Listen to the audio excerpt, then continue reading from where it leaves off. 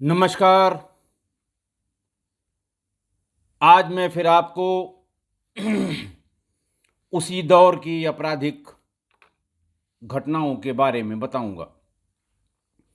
उसी दौर का मेरा मतलब जिस दौर में पुलिस के पास संसाधन नहीं थे, कम्युनिकेशन के वो साधन जो आज हैं, Android phone, mobile phone, internet, कुछ नहीं था। पुलिसिंग कैसी रही होगी आप समझ सकते हैं,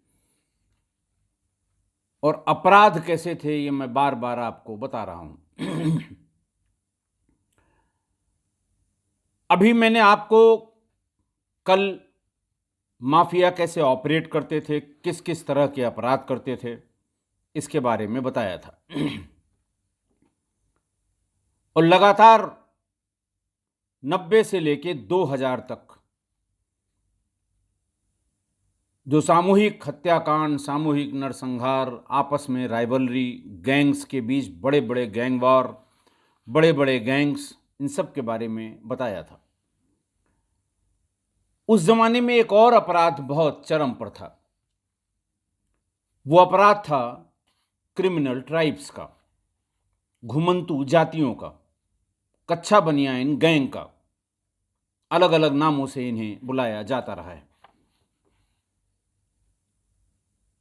सबसे खराब अपराध मैं इसी को मानता हूं, इसलिए कि कोई कहां से आया पता नहीं, 10 लोग घुसे और एक साथ 4-4, 5-5 आदमियों की हत्या हो गई, लूटे और चल दिए। पुलिस के पास मैंने बताया कि कोई ऐसा लोकल आदमी होता नहीं कि मुखबिर बता देगा, लोकल क्रिमिनल होता नहीं कि लोगों से पता लग जाएगा। बाहर के गैंग चलते थे, बड़ी दूर दूर तक मार करते थे। कच्चा बनियान गैंग की कुछ घटनाएं मैं आपको बताऊं ताकि उससे आपको अंदाज लग जाए।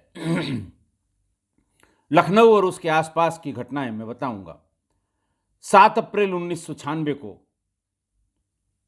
लखनऊ में मेरी ही सर्किल में, महानगर में, के भसीन के यहां कच्चा बनियान के डकैतों ने डकैती डाली। घर में जो भी मिला उन्हें पीट पीट कर लहू लुहान कर दिया। ऊपर वाले का शुक्र कि मरा कोई नहीं। फिर लखनऊ में ही 15 मई 1996 को इटौंजा के मुसपिपरी गांव में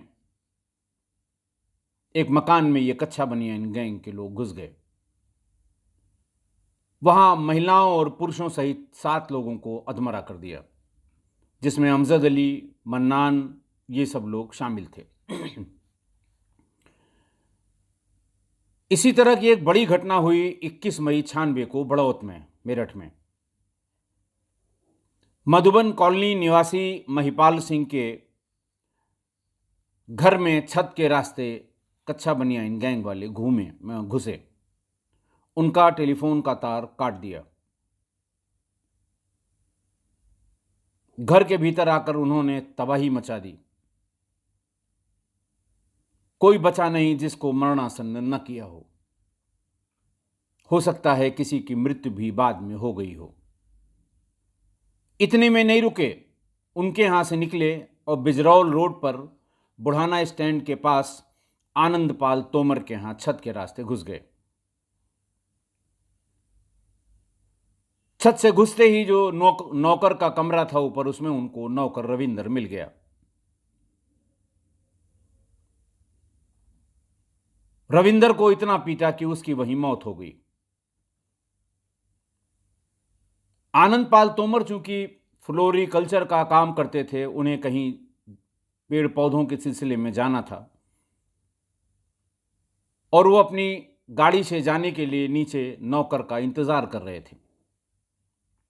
वही नौकर रविंदर। इस बीच में वो छत से नीचे उतरे। कमरे में श्री आनंदपाल तोमर की पत्नी थी, उनको भी पीट पीट के मरणासन्न कर दिया। जब काफी देर हो गई, आनंदपाल तोमर अपने नौकर का वेट करते करते फिर वो छत पर गए। उन्होंने उसके दरवाजे को खटखटाना या खटखटाया या नॉक किया। भीतर से कोई आवाज तो नहीं आई, लेकिन उन्हीं कच्छा बनियाइन के डकैतों ने आनंदपाल तोमर को पीछे से गोली मार दी, जिनकी वहीं पर मृत्यु हो गई। फिर इसी तरह 6 जून 1996 को लखनऊ के सरोजनी नगर इलाके में हफ्ते में दूसरी बार कच्छा बनियाइन गैंग के लोगों ने धावा बोला और दोनों घटनाओं में मिलकर 8 लोगों को पीट पीट कर अधमरा कर दिया। वैसे तो मैं कच्छा बनियाइन गैंग के बारे में बहुत डिटेल में आपको बता चुका हूं। डॉक्टर दंपत्ति डॉक्टर रानू टंडन और उनके हस्बैंड को मार देना और 4 साल के एक बच्ची को छोड़ देना, फिर अपट्रॉन के एक डिप्टी जीएम के पूरे परिवार को मार देना। आज उनके घर में चिराग दिखाने वाला भी कोई नहीं है। उस सिलसिले में जब एसटीएफ के बनने के बाद क्रिमिनल ट्राइब्स यानी ये गैंग कच्छा बनियाइन गैंग, इनका अच्छी तरह से सफाया हुआ था, उस सिलसिले में मैंने इन घटनाओं का जिक्र किया था। लेकिन आज जो मैं बता रहा हूं ये उस दौर का जिक्र कर रहा हूं जब ये रूह कंपा देने वाली घटनाएं लगातार हो रही थी।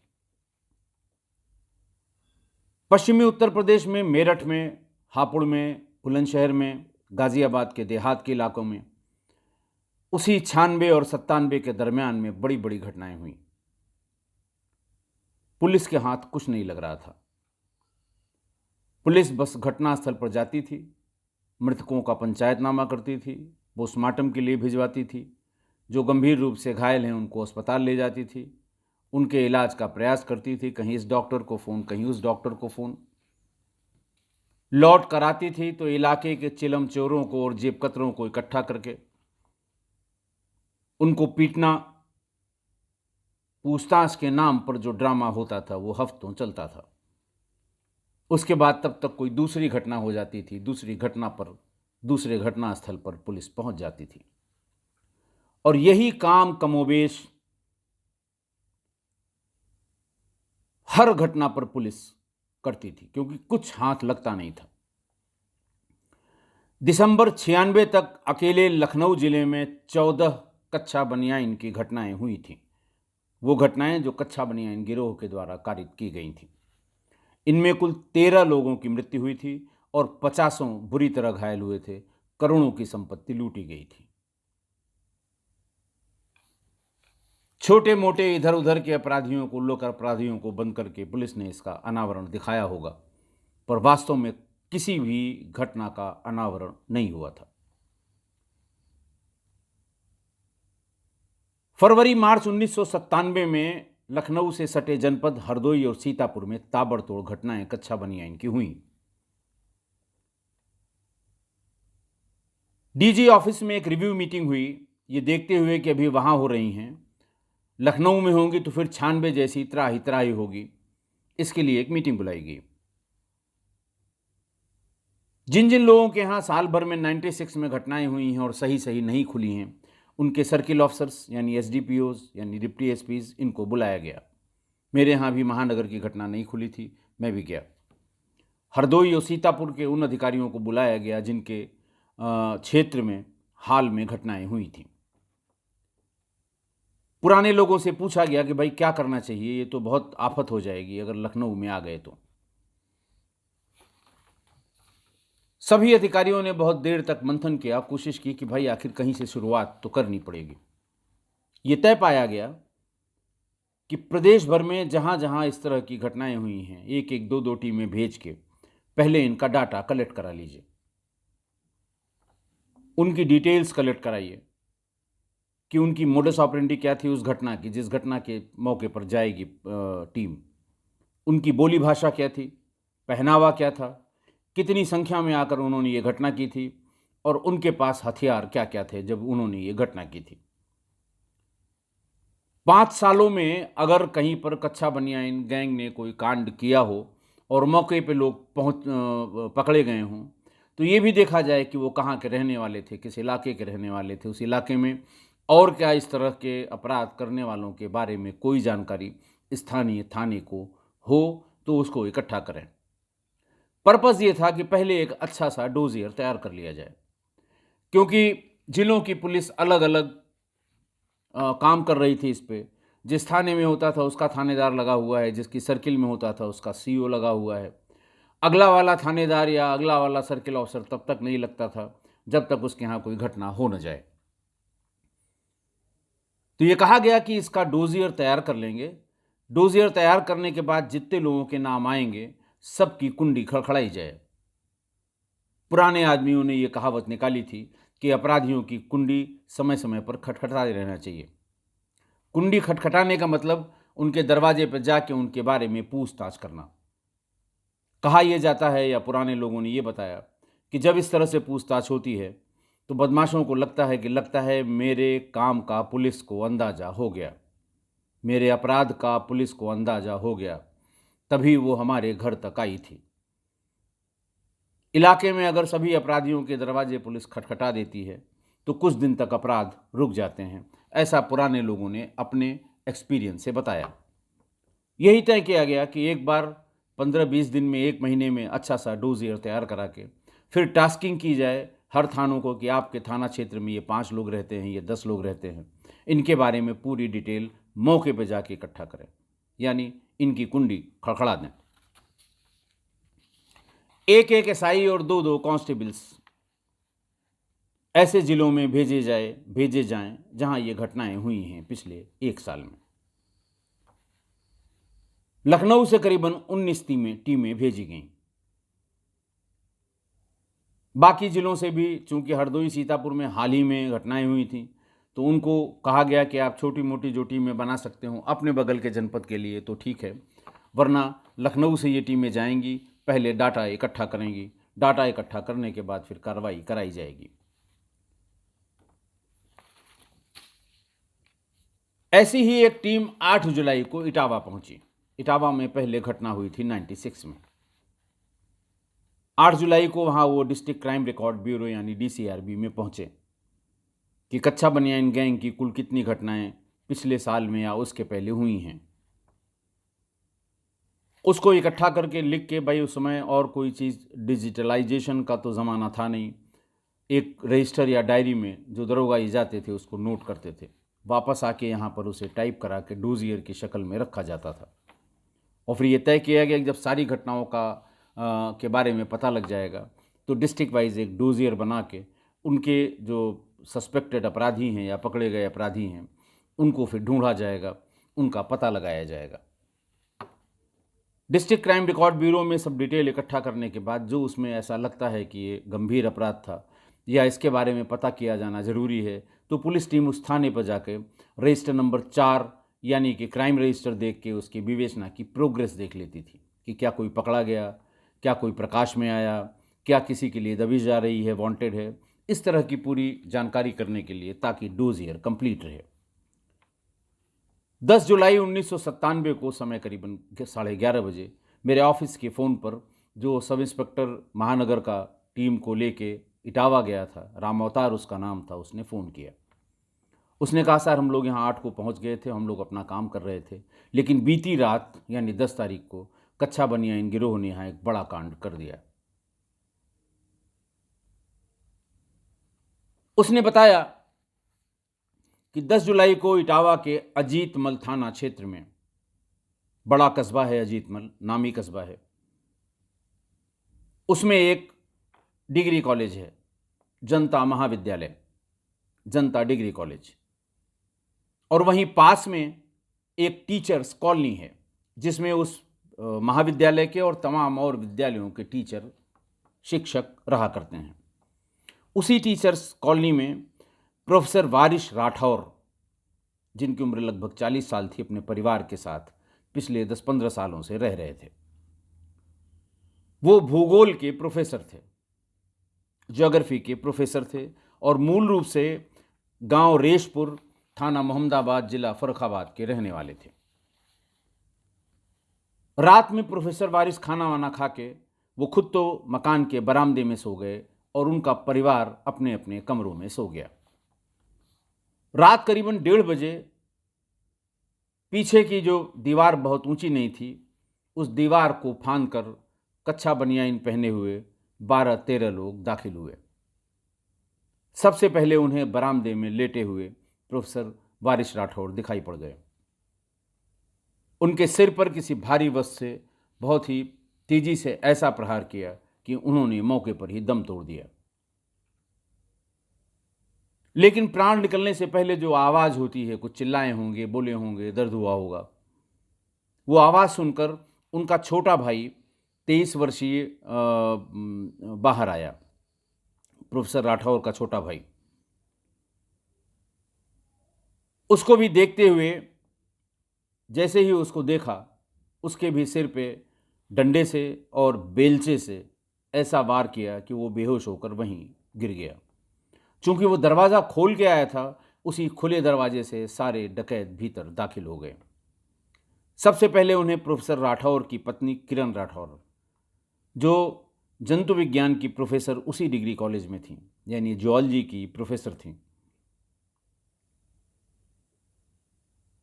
वो जब तक कोई सवाल जवाब पूछती कौन थे, कहाँ थे, तब तक उनके सिर पे भी बहुत ही गंभीर चोट पहुंचाई गई, जिससे वो गिर पड़ी वहीं पर। उनके बगल में उसी बिस्तर पर उनका छोटा बेटा मक्की सो रहा था, जो 6 साल का था। उसकी कुछ समझ में नहीं आया, वो जोर जोर से रोने लगा। डकैतों को लगा कि इसके रोने की आवाज बाहर गई तो लोग आ सकते हैं। उसका मुंह इस तरह दबाया कि उसकी बेचारे की भी बिस्तर पर ही मौत हो गई। श्रीमती किरण के बड़े बेटे चक्कू ने, चुक्कू नाम था उसका, मक्की और चुक्कू, उसने भी घबराहट में चिल्लाना शुरू कर दिया। उसको भी 4-6 डंडे मार के और तख्त के नीचे, बिस्तर के नीचे फेंक दिया, बेहोश हो गया वो भी।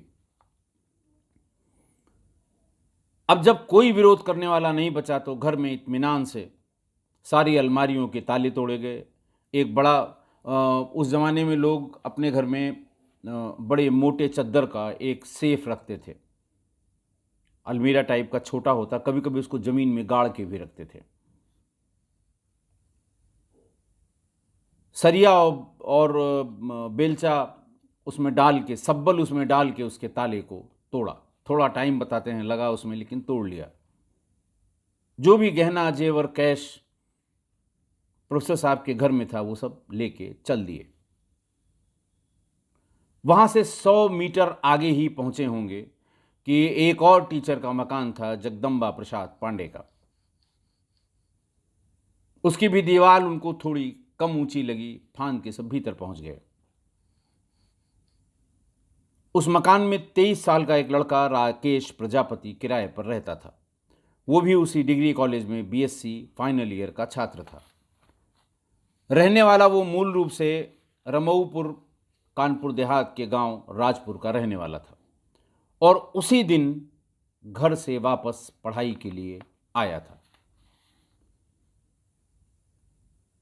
उसने थोड़ा बहुत प्रतिरोध किया, क्योंकि उनके मकान मालिक यानी प्रोफेसर पांडे, जगदम्बा प्रसाद पांडे, वो परिवार के साथ अपने गांव गए थे।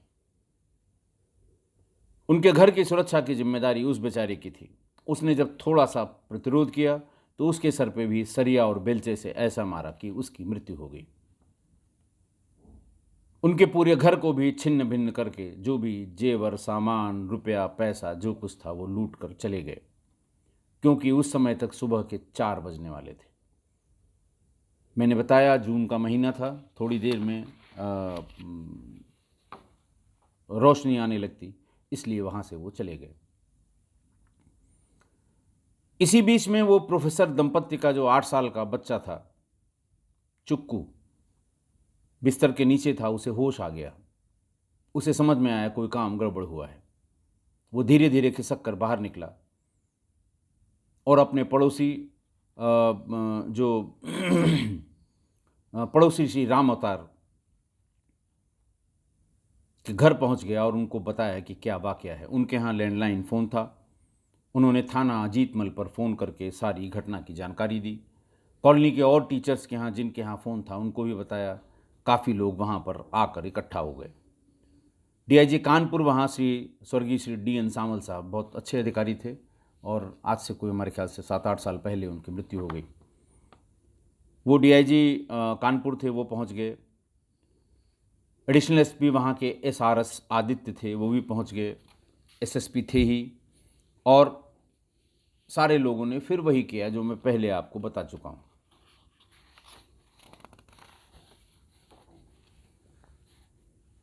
तीन लोग मारे गए प्रोफेसर सहित। उनकी पत्नी प्रोफेसर किरण राठौर गंभीर रूप से घायल थीं। उनका पता नहीं लग पाया कि उनका अंत में या बाद में क्या हुआ, लेकिन 3 लोग मौके पर मारे गए। वो किराएदार लड़का जो स्टूडेंट था, 6 साल का बच्चा मक्की या मक्कू, और प्रोफेसर राठौर। आज की घटना। कच्छा बनियाइन गिरोह जिसने आज वाली घटना अजीत मल की थी, उसको कच्छा बनियाइन गिरोह कोई एक ऐसा नहीं है कि किसी स्पेसिफिक गिरोह का नाम कच्छा बनियाइन है। ये क्रिमिनल ट्राइब्स के लोग, घुमंतू जातियों के लोग घटना करते समय कच्छा बनियाइन ही पहनते हैं। उस जमाने में रेडीमेड कपड़े नहीं हुआ करते थे। पहले जब कभी इस गिरोह के लोगों ने पैंट शर्ट पहन के कोई कांड किया होगा, मौके पर उनकी पैंट या शर्ट छूट गई। जो लोग उस ज़माने के हैं वो जानते होंगे कि पहले जब आप दर्जी के यहाँ से, टेलर के यहाँ से शर्ट या पैंट सिलाते थे तो वो पीछे की तरफ यहाँ पर अपना एक स्टिकर, कपड़े का स्टिकर लगा के सिल देता था, जिसमें टेलर का नाम और जगह। ऐसे ही पैंट में जहाँ आप पैंट को बांधते हैं, जो उसके ऊपर की सबसे ऊपर की स्ट्रिप होती है, उसमें भीतर की तरफ ये उसका, उस टेलर का नाम लिखा होता है। मोहल्ला लिखा होगा या कस्बा लिखा होगा। तो कई घटनाएं शर्ट और पैंट के उस टेलर के मार्ग पर खोली गई थी। ये बात 90 के पहले की भी है। उसके बाद की सारी घटनाओं में ये जितने भी ट्राइब्स क्राइम कर रहे थे वो कच्छा बनियान, क्योंकि न तो कच्छे का कोई कहीं आप लोकेट कर सकते हैं, ना बनियान का, उससे ये कांड करने लगे, उससे ये डकैतियाँ डालने लगे, उससे लोगों को मारने लगे। ऐसा नहीं है कि नई समस्या है, ये समस्या बहुत पुरानी थी। अंग्रेज़ों के ज़माने से ये समस्या थी। 1857 के गदर में इन्हीं क्रिमिनल ट्राइब्स के लोगों ने बहुत लूटपाट की थी अंग्रेज़ों के ख़िलाफ़। अंग्रेज़ों को लगा कि ये इनके पास खोने के लिए कुछ नहीं है और बहुत ही खूंखार जातियां हैं। वो एक क्रिमिनल ट्राइब एक्ट ले आए 12 अक्टूबर 1871 को, 1857 की गदर के बाद। सबसे पहले इस एक्ट का इनैक्टमेंट या इसको लागू किया गया बृहत्तर उत्तर प्रदेश में। लगभग उत्तर भारत के सभी इलाके उस समय कवर्ड थे। फिर 1876 में इसे बंगाल प्रेसिडेंसी में लागू किया गया। हुकूमत सब जगह अंग्रेज़ों की थी। 1911 में इसे मद्रास प्रेसिडेंसी में लागू किया गया। इनको कमज़ोर करने के लिए, इनको तोड़ने के लिए, इनके आपराधिक कृत्यों को रोकने के लिए समय समय पर यह अमेंडमेंट करते रहे। लेकिन 1924 में पूरे देश के लिए एक क्रिमिनल ट्राइब एक्ट बरतानिया हुकूमत ले आई। तब से लेकर 47 तक ये चलता रहा। 47 में जब देश आज़ाद हुआ, उस समय देश में कुल 127 जातियों को इस क्रिमिनल ट्राइब एक्ट में नोटिफाई किया गया था और करीबन 143 लाख लोगों की लिस्टिंग की गई थी कि ये क्रिमिनल ट्राइब्स के लोग हैं, इन पर नज़र रखनी है, इनकी गतिविधियों को रोकना है। उसमें प्रोविज़न ये था कि जिस इलाके में ये लोग रहते हैं उसको नोटिफाई करेंगे, उसकी बाउंड्रीज निश्चित करेंगे। अगर उसके भीतर रहने वाला आदमी बिना अनुमति के बाहर निकला हुआ, जाता हुआ या गया हुआ मिल जाएगा तो उसके साथ कठोरतम कार्रवाई, बड़ी जुल्म ज़्यादती करते थे अंग्रेजी हुकूमत में लोग। 47 के बाद पॉलिटिकल लोगों ने इसका पुरजोर विरोध किया कि इतने सारे लोगों को नोटिफाई करके उनको उनकी बाउंड्रीज के भीतर, उनको इलाके में कैद करके अंग्रेज़ों ने अपना उल्लू सीधा किया है, इसको हटाया जाए। अगस्त 49 में क्रिमिनल ट्राइब एक्ट रिपील कर दिया गया, यानी उसको समाप्त कर दिया गया और क्रिमिनल ट्राइब्स को डी नोटिफाई कर दिया गया कि अब इस तरह की न कोई जगह होगी, न इनको क्रिमिनल ट्राइब कहा जाएगा। लेकिन अपराध तो हो रहे थे और होते रहे, तो 52 में इसके स्थान पर एक हैबिचुअल ऑफेंडर एक्ट लाया गया 1952 में। 61 में स्टेट्स को कहा गया कि जो आपने नोटिफाई करके डी नोटिफाई किया है उनकी लिस्ट भी जारी कर दीजिए, ताकि प्रशासनिक अधिकारी उनके विरुद्ध जो कार्रवाई करते हैं वो न करें और इनको फिर विमुक्त जातियां, डी नोटिफाइड जातियां, इसकी संज्ञा दी गई। आज भी ये जातियां बनी हुई हैं। हालांकि इनमें जो लिस्टेड जातियां हैं उनमें सब ख़राब नहीं हैं या सब क्राइम नहीं करती हैं, कुछ बहुत बहादुर जातियां भी हैं। लेकिन ये लोग जिन्होंने आज की घटना की, ये उस समय भी लिस्ट में थे और आज भी लिस्ट में हैं। उत्तर भारत में जो इस समय एक्टिव इस तरह की घुमंतू आपराधिक जातियां हैं, उनमें से जो हम लोगों के कैरियर में, हम लोगों की पुलिसिंग के दरमियान हम लोगों की पाले पड़े, हम लोगों ने जिनके बारे में जानकारी इकट्ठा की, वो हैं बंजारा, बाजीगर, सांसी, भातू, नट, गाड़िया लोहार, धीवर, अहेरिया, बावरिया, बहेलिया, सपेरा और कंजड़। ये सबसे अधिक एक्टिव हैं। बहुत सी और बहुत ढेर सारी जातियां हैं, लेकिन ये लोग वो हैं जिन्होंने समय समय पर क्राइम किया, समय समय पर पकड़े गए और बाद में इनके विरुद्ध और भी कड़ी कार्रवाइयाँ की गईं, क्योंकि बहुत रूथलेस होते हैं ये। देखते ही सिर पे वार करके उस आदमी को मार ही देते हैं जहां इनको लूटपाट करने के लिए जाना होता है या जहां ये घुसते हैं। तो विमुक्त जातियां विमुक्त हो गईं। बहुत ढेर सारी जातियां थीं, उनके बारे में कोई ख़राब बात नहीं पता लगती, लेकिन कुछ जातियां, उन्हीं विमुक्त जातियों की सूची वाले, आज भी ये क्राइम करते हैं। 98 में जब एसटीएफ का गठन हुआ तो उसके बाद से नए सिरे से इनके विरुद्ध कार्रवाई करनी शुरू की गई। अच्छे डोजियर बना के एसटीएफ की टीमों ने ऐसे मौक़ों पे जा के सारी चीज़ें इकट्ठा करके, और ये भी कि उसके बाद ये मोबाइल फ़ोन आ गए। ये घर में घुसे नहीं कि किसी न किसी को फ़ोन कर दिया। लोग इकट्ठा हुए, इनसे मुठभेड़ शुरू हुई और एसटीएफ से मुठभेड़ में ऐसे 25 बड़े और नामी घुमंतू अपराधी मुठभेड़ में मारे गए। तब जाके इन पे अंकुश लगा, वरना इनको कब्जे में कर पाना या इनको पकड़ पाना, अपराध को खोलना, ये बहुत मुश्किल था, बहुत बहुत बहुत मुश्किल था। आशा है आप लोग इससे सहमत होंगे। नहीं सहमत हैं तो आप हमें हमारी ईमेल आईडी पर ज़रूर बताएं। आज के लिए बस इतना ही। बहुत बहुत धन्यवाद।